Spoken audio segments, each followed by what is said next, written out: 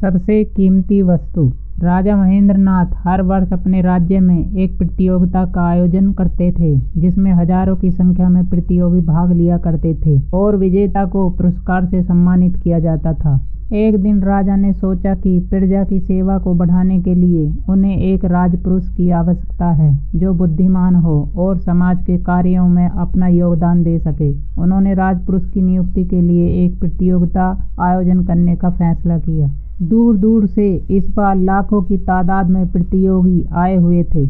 राजा ने इस प्रतियोगिता के लिए एक बड़ा सा उद्यान बनवाया था, जिसमें राज दरबार की सभी कीमती वस्तुएं थी। हर प्रकार की सामग्री उपस्थित थी, लेकिन किसी भी वस्तु के सामने उसका मूल्य निश्चित नहीं किया गया था। राजा ने प्रतियोगिता आरंभ करने से पहले एक घोषणा की, जिसके अनुसार जो भी व्यक्ति इस उद्यान से सबसे कीमती वस्तु लेकर राजा के सामने उपस्थित होगा, उसे ही राजपुरुष के लिए स्वीकार किया जाएगा। प्रतियोगिता आरंभ हुई। सभी उद्यान में सबसे अमूल्य वस्तु तलाशने में लग गए। कई हीरे जवाहरात लाते, कई सोना चांदी, कई लोग पुस्तकें, तो कोई भगवान की मूर्ति, और जो बहुत गरीब थे वे रोटी, क्योंकि उनके लिए वही सबसे अमूल्य वस्तु थी। सब अपनी क्षमता के अनुसार मूल्य को सबसे ऊपर आंकते हुए राजा के सामने उसे प्रस्तुत करने में लगे हुए थे। तभी एक नौजवान राजा के सामने खाली हाथ उपस्थित हुआ।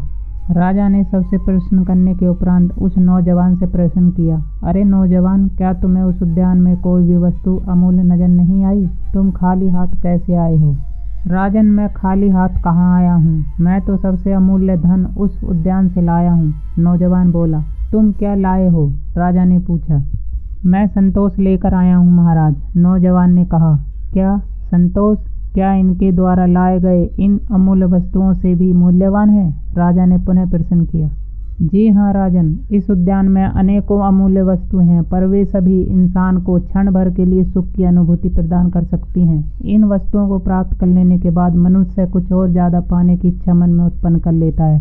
अर्थात इन सब को हासिल करने के बाद इंसान को खुशी तो होगी, लेकिन वह क्षण भर के लिए ही होगी।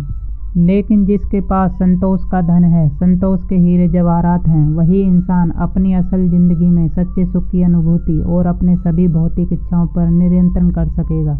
नौजवान ने शांत स्वर में उत्तर देते हुए कहा। यह सुनकर महाराज बहुत प्रसन्न हुए और राजपुरुष के लिए नौजवान को लाखों लोगों में चुना गया।